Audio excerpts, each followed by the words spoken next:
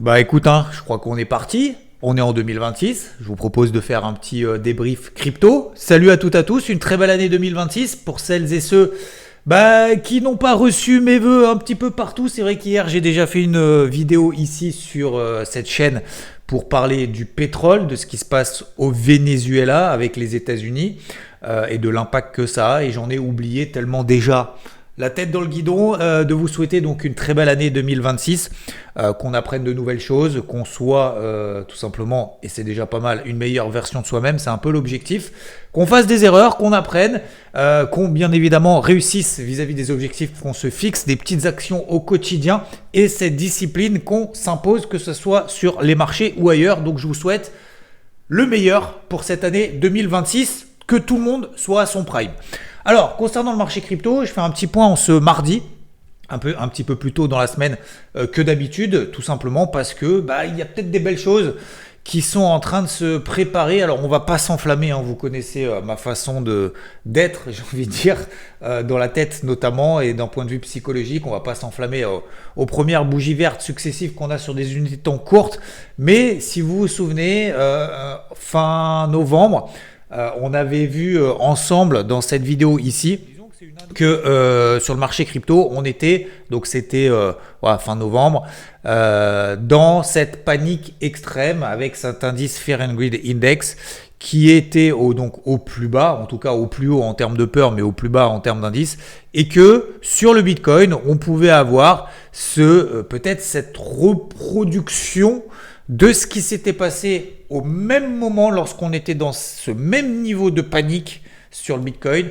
Donc c'était fin février, début mars, on était au même niveau et qu'on pouvait du coup au moins se stabiliser pendant un mois et demi, 2 mois. Ça c'est ce qu'on avait vu ensemble. On était sur un indice Fear and Greed Index ici, grosso modo autour des 10, ce qui était l'équivalent de ce qu'on avait fin février, début mars. Et vous avez vu qu'est-ce qui se passe depuis. On est en train de reproduire, pour le moment en tout cas, ce même schéma, fin février, début mars. Ici vous voyez mars-avril. Et ça a commencé à exploser fin avril ici, et on est en train de reproduire exactement ce même schéma. Donc on a effectivement marqué ce point bas avec cette peur extrême. Donc ça c'est une première bonne chose, c'est simplement pour en faire le suivi.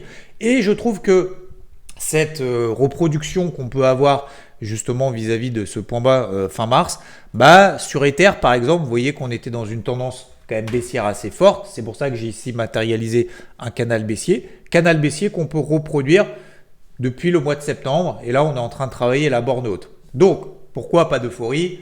Parce que déjà Bitcoin, on voit qu'on est ici sur les 94 000, c'est un point haut qu'on avait déjà marqué en fin d'année, et sur l'Ether c'est tout simplement la borne haute de ce canal qu'il faudra passer au-dessus des 3400, s'installer au-dessus et faire des plus bas de plus en plus haut, des plus hauts de plus en plus haut. Alors à court terme, on va dire que la bonne nouvelle aussi, c'est qu'on a des plus bas de plus en plus haut, et qu'on est peut-être aussi de mettre on est peut-être en train aussi de mettre un terme à ces plus bas, de plus en plus bas, qui matérialisent une tendance baissière. Donc ça c'est une première bonne chose. On a eu aussi, donc une deuxième bonne chose plutôt on va dire, mais troisième chose, on est en train de repasser la MM50 Daily. Alors MM50 Daily, c'est pas parce qu'on passe la MM50 Daily que ça y est, c'est un signal de bull run sur le marché ou quoi que ce soit, absolument pas. Ça nous donne tout simplement des indications de tendance. Voilà, si on n'avait pas ces moyennes mobiles, ça ne changerait pas grand-chose puisque on peut quand même observer la tendance sans ces moyennes mobiles, mais ça nous permet d'avoir matérialisé finalement ces notions de tendance, et on voit finalement qu'on est en train de repasser cette MM50 daily, donc qui est en rouge ici, peut-être croisement MM20, MM50, ce qui matérialise tout simplement le fait qu'on est au moins en train de temporiser, de se stabiliser. Donc voilà, c'était simplement pour faire déjà le suivi vis-à-vis de cette vidéo que j'avais publiée, donc c'était il y a un mois ici, donc c'était fin novembre, où justement on pouvait avoir en tout cas c'était pas le moment de paniquer puisque le marché était en train de paniquer, donc c'était justement là l'occasion peut-être même d'ailleurs de faire l'inverse, donc c'est pour de reconstituer sa gestion active, notamment que ce soit sur Bitcoin ou sur d'autres cryptos, en tout cas les plus fortes, de continuer à rester concentré, parce que si on regarde, alors je regarde un petit peu ça, la performance du top 50 en termes de valorisation sur les cryptos depuis maintenant un mois. Voilà, on voit que le Bitcoin est à peu près au milieu du peloton de ce top 50 uniquement. Il y en a la moitié qui font mieux, l'autre moitié qui fait moins bien. Mais globalement, alors pas de all season toujours. De toute façon, en haut, je disais, pour moi, il n'y aura pas de all season. Le marché va être de plus en plus concentré. Ça a été le cas en 2025. Je pense que ça sera encore le cas en 2026. Donc pour le moment, simplement patienter. On va revenir juste après sur des unités de temps plus longues. C'est vrai que là aujourd'hui, je fais un peu l'inverse de ce qu'on a l'habitude de voir ensemble. C'est toujours passer sur des unités de temps longues parce que je vais me concentrer d'abord un peu sur ces points positifs. Une deuxième chose aussi importante que je voulais vous dire dans cette vidéo rapidement, c'est qu'il y a beaucoup d'attentes dès cette première semaine du mois de l'année 2026, puisqu'on a le NFP. Le NFP, c'est l'emploi mensuel aux États-Unis. C'est un chiffre très important. Alors, vous vous souvenez, on avait eu 2 mois de shutdown aux États-Unis, enfin 1 mois et demi, ce qui a retardé la publication de ces chiffres-là, ce qui du coup retarde la décision de la Réserve fédérale américaine, en tout cas en termes de visibilité.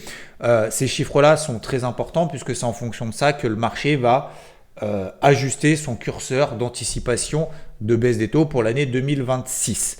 Pour l'année 2026, le marché, alors au mois de janvier, il ne se passera rien, pas de baisse des taux, on est à 3,75, je vous le rappelle.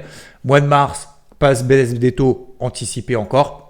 Ça sera plutôt au mois d'avril, première baisse des taux. Et d'ici la fin de l'année, le marché aujourd'hui price, donc a déjà intégré dans ses cours, 2 baisses des taux d'ici la fin de l'année. Alors bien évidemment, ça s'ajustera au fil de ces prochaines semaines et de ces prochains mois en fonction de ces données-là. Mais c'est pour ça que c'est important ce chiffre-là. Ça peut apporter de la volatilité, enfin ça apportera forcément de la volatilité s'il y a surprise, bien entendu. Alors il y a le NFP à suivre.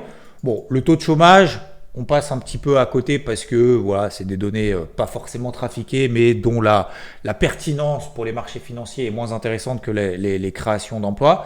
Et aussi, bien entendu, l'évolution des salaires, puisque cette évolution des salaires nous donne aussi une indication en termes d'inflation. Je rappelle que la Réserve fédérale, donc la Banque centrale américaine, a un double mandat, la stabilité des prix et l'évolution, faire en fonction aussi de l'évolution de l'emploi aux États-Unis, plus largement économiquement, que ça soit stable en tout cas, que ça soit en croissance. Donc elle est obligée de jouer sur les 2 tableaux et c'est pour ça qu'elle était un petit peu coincée lors de la dernière réunion en disant il y a l'inflation qui remonte, il y a les créations d'emplois qui baissent, il va falloir que je privilégie un des deux. Je ne peux pas jouer sur les 2 tableaux. La Banque centrale européenne, c'est un peu différent puisque elle, son objectif, c'est simplement la stabilité des prix. Donc, ce chiffre-là, très important vis-à-vis de ces anticipations de baisse des taux. Et puis, alors, on va revenir maintenant sur des unités de temps un petit peu plus longues.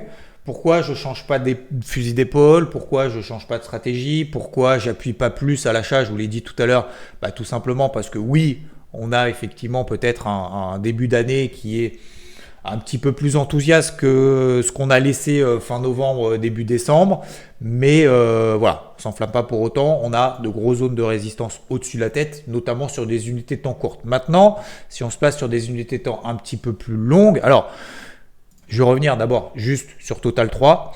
Regardez aussi ce qui est en train de se passer. Pourquoi pour le moment je ne m'enflamme pas non plus? Parce que si on prend Total 3 2024, vous vous souvenez que j'étais parti sur cette hypothèse de travail pour ma gestion active 2025, de se copier-coller 2025 vis-à-vis de 2024 en disant on va sortir par le haut, latéraliser et puis derrière ça pump. On sort par le haut, on latéralise, derrière ça pump. Peut-être qu'on est en train de reproduire une 3e fois en 2026. Alors, ça n'a pas encore commencé, mais très peu. Ici, à nouveau un schéma canal descendant ici. Donc, on est toujours dans ce canal descendant-là. Donc, c'est pour ça que pour le moment, il va falloir s'installer au-dessus de ces zones de résistance qu'on a au-dessus de la tête pour vraiment, derrière, se dire « Ok, la tendance baissière qu'on a depuis plusieurs mois, on la remet en question à court terme. » Parce qu'on va voir qu'il est finalement sur des unités de temps beaucoup plus longues, si on se projette beaucoup plus loin. Pour le moment, finalement, ça va. Alors, pas sur tous les alts. On le sait bien qu'il y a une sélection naturelle qui est en train d'être opérée depuis maintenant plusieurs mois. Mais je me place ici en weekly. Si on prend les tendances de fond, on voit qu'on n'a toujours pas pété ces grosses zones de support. Donc pour le moment, finalement, on est simplement en train de latéraliser depuis maintenant quasiment un an. Si je prends ici Total 3, je prends Total, c'est grosso modo à peu près la même chose. Vous voyez les moyennes mobiles qui sont en train de s'aplatir. Alors peut-être sorti par le bas ici d'un canal descendant, mais bon, pour le moment, je ne suis pas vraiment inquiet plus que ça. Si on prend Bitcoin, tout va bien tant qu'on tient les 75 000, toujours des tendances haussières, toujours des plus bas de plus en plus hauts. Donc pour le moment, ça va. L'Ether, donc ça, je le disais aussi, on est tout simplement dans un range depuis maintenant 2 ans. Voilà, depuis mars 2024, on a eu un excès baissier où c'était un petit peu compliqué début 2025. Excès haussier suite au 15 août sur l'Ether, donc à 5000. Mais si on enlève finalement ces excès qu'il y a là en bas et en haut, au final, on est toujours dans ce même range-là. On est même plus proche de la borne haute que de la borne basse. Donc, pour moi, il n'y a vraiment pas péril en la demeure, absolument pas pour le moment. Et même si l'Ether devait revenir sur les 2200, finalement, on ne serait pas très loin d'un bas de range. Donc, c'est pour ça que c'est important quand même de garder un peu de cash parce que on n'est pas sûr pour le moment que le point bas a été fait derrière nous, absolument pas. Mais ce qui nous permettrait aussi, ce qui me permettra derrière de faire ce que j'appelle la gestion très active. Donc, un petit peu plus dynamique finalement que simplement faire du daily. Pourquoi je vous parle de ça? Alors, on va juste regarder par exemple Solana. Vous voyez qu'on est toujours au même point depuis maintenant quasiment 2 mois. C'est pas là qu'il faut paniquer. J'en avais déjà parlé ces dernières semaines et bien évidemment, je ne vais pas changer pour le moment d'avis ou quoi que ce soit ou de position en tout cas là-dessus. Donc voilà, à voir si on arrive à passer les 150 par exemple sur Solana. AVE, si on prend ça un peu moins forte, donc plus faible ces dernières semaines, on est toujours dans un range. Si on prend ETC, on est en train de se faire un petit peu peur en bas, mais elle avait déjà fait des excès baissiers en 2022, 2023, 2024 et même d'ailleurs 2025 avant de repartir. Donc on verra. Et il y a d'autres qui sont fortes. Alors ça, j'en avais déjà parlé avec vous.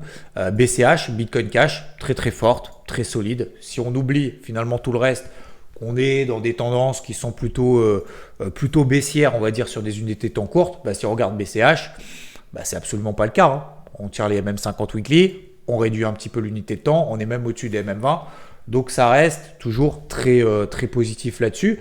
Et puis il y en a d'autres qui se sont un peu démarqués ces dernières semaines et même ces derniers mois, type Zcash ici, ZEC. D'accord, vous voyez ici qu'on a des plus bas de plus en plus haut, une tendance de fond qui est quand même particulièrement haussière. On reste dans cette impulsion haussière qu'on a eue en fin d'année dernière, sur le dernier trimestre par exemple sur ZEC, et c'est pour ça que je me suis mis une alerte ici sur les 560, parce que si on a globalement un enthousiasme qui est en train de revenir, les fortes a priori seront encore plus privilégiées que les autres et auront plus de jus, plus de punch au cours des prochaines semaines si le marché redevient progressivement un petit peu plus vert, un petit peu plus enthousiaste, en tout cas sur la durée, plus que simplement des phases de consolidation. Et vous voyez par exemple sur BCH, le fait de progressivement filtrer et sélectionner ces fortes, ça évite de se faire peur quand le marché sur certaines cryptos n'est pas terrible. Type, vous voyez, ETC, vous voyez qu'on est quand même dans une grosse tendance baissière et que finalement, elle baisse plus que les autres et monte moins vite que les autres, alors que si on prend ZEC, elle baisse moins vite et elle monte plus vite. Donc ça, c'est plutôt intéressant. Et BCH, c'est à peu près la même chose. Donc c'est pour ça que je pense que c'est intéressant d'essayer de se projeter. Le but, c'est pas de... et c'est ce que je disais sur IVT ce matin et encore ce week-end. Le but, c'est pas de... Et dans le Morning Mood aussi ce matin, pour ceux qui m'écoutent en podcast. Le but, c'est pas de se projeter et de se dire, OK, le marché, il va faire... Alors, soit ça, on va essayer de jouer aux devinettes. Soit ça, soit peut-être ça, soit peut-être ça. Et ça sert à rien en fait. Et après, derrière, on prend le scénario qui nous arrange en disant j'avais bien raison. En fait, ça sert à rien parce que déjà, ça ne nous apprend pas, au-delà de l'humilité, mais à gérer les périodes plus difficiles où là, le marché nous donne tort.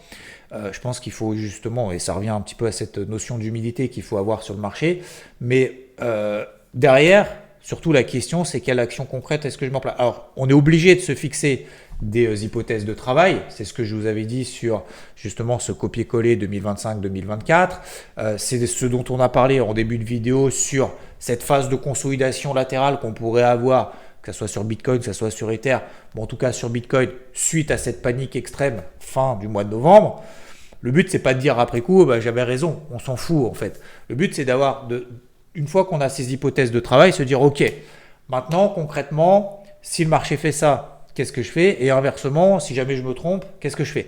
Donc aujourd'hui, on est dans cette phase de consolidation latérale qui pour moi n'est pas malsaine, qui pour le moment peut-être donne un petit peu de vert en ce début d'année 2026, mais qui ne nous permet pas aujourd'hui, qui ne me permet pas de me dire ok, le cash à disposition, si jamais le marché va plus bas, ce que j'appelle des épuisettes, en gros c'est prendre des positions plutôt, augmenter mon curseur d'exposition quand le marché se replie et réduire mon curseur d'exposition quand le marché progresse, hein, c'est ce que j'avais fait par exemple sur ETH.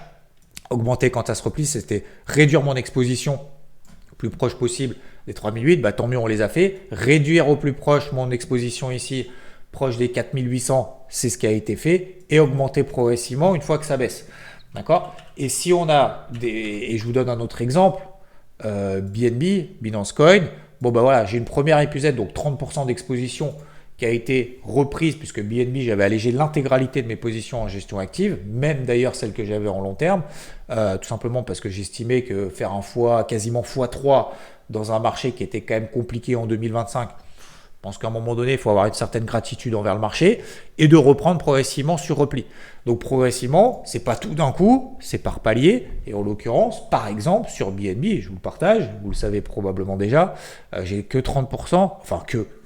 Je ne sais pas si c'est bien ou pas, on verra plus tard, mais en tout cas 30% d'exposition. Donc je suis plutôt à l'aise avec ça. Donc si jamais on a un nouvel excès de faiblesse, pourquoi pas sur certaines cryptos, bah, me dire j'ai quand même du cash à dispo pour pouvoir faire quelque chose. Parce que si on est coincé, qu'on est full investi 100% du temps, bah forcément quand le marché perd 20, 30, 40, 50%, et ça dépend sur les alts sur lesquelles on est, bah, on est coincé et on est obligé, quand le marché perd 50%, pour prendre cet exemple, bah, derrière il faut faire x2 pour récupérer les moins 50%, hein, je le rappelle. Donc, c'est beaucoup plus long. Et surtout, bah, on ne garde pas la main, finalement, sur son portefeuille et sur sa gestion, ce que j'appelle la gestion active. Le long terme, c'est du long terme, c'est autre chose. Si on se dit, voilà, je vais investir sur 2, 3, 4, 5, 10 ans sur certains projets, sur certaines cryptos auxquelles je crois, que ça monte, ça baisse, finalement...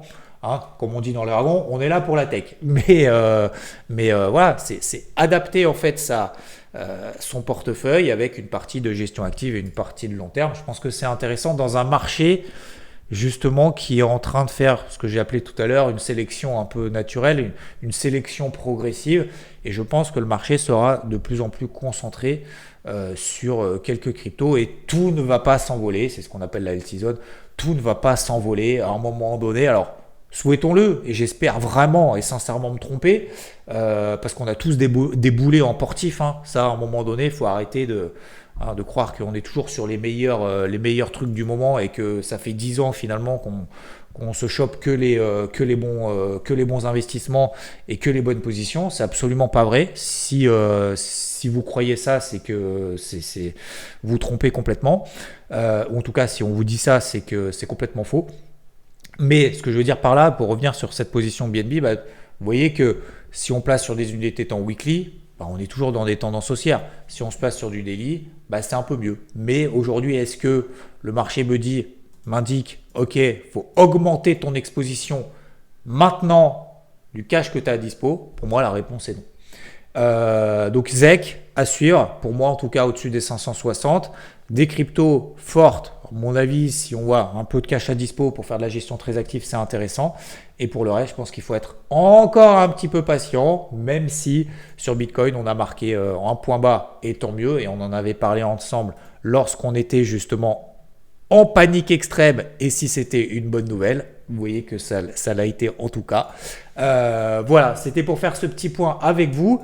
D'un point de vue des attentes, notamment cette semaine sur le marché, d'un point de vue macroéconomique, ça se dynamise un petit peu. Ah oui, je voulais juste faire un petit truc aussi, c'est que c'est vrai qu'on n'avait pas parlé de ce que j'appelle moi ce mimétisme, pas forcément cette corrélation, mais ce mimétisme plutôt avec par exemple le SP500. Vous voyez ici la ligne bleue, ici c'est par exemple l'évolution du SP500, ok, que je compare avec l'évolution du Bitcoin. Vous voyez que globalement, c'est quand même un mimétisme certains appelleront corrélation, vous l'appelez comme vous voulez, peu importe, mais le principe est le même, et de se dire, voilà, on a le SP500 qui est au plus haut, et en fait, on a par exemple Bitcoin qui est beaucoup plus bas, ce qui veut dire qu'on a quand même une sous-performance, clairement, de manière totalement objective, une sous-performance vis-à-vis des marchés traditionnels, dont les marchés américains sont quasiment sur leur ATH. Donc on verra si peut-être il y aura un rattrapage, Bitcoin, Ether et les autres, vis-à-vis des marchés traditionnels. La question, je sais que vous vous posez la question en disant si jamais les marchés traditionnels sombrent, est-ce que le marché crypto va sombrer aussi? Ça, malheureusement, pour le moment, j'en sais rien. On peut avoir aussi un marché crypto qui tient mieux que les marchés traditionnels si jamais on a une consolidation marquée des marchés traditionnels. De toute façon, pour le moment, ce n'est pas le cas. On aura l'occasion d'en reparler à ce moment-là. En tout cas, je voulais vous partager tout ça d'un point de vue des attentes, de ce qui se passe, de ce qu'on avait déjà vu ensemble et de la manière dont je compte commencer cette année 2026 à travailler peut-être un petit peu plus en gestion très active si le marché, souhaitons-le, se dynamise un petit peu plus. Messieurs, dames, je vous souhaite encore une fois une très belle année 2026, une très belle journée, une très belle semaine. On se retrouve très vite. Merci pour vos pouces. On n'oublie pas les bonnes habitudes, les bonnes résolutions pour ceux qui ne le font pas. Et n'oubliez pas de vous abonner à la chaîne. Ça fait toujours plaisir de soutenir ces petits partages que je fais de manière récurrente depuis maintenant plusieurs années. Ciao, ciao.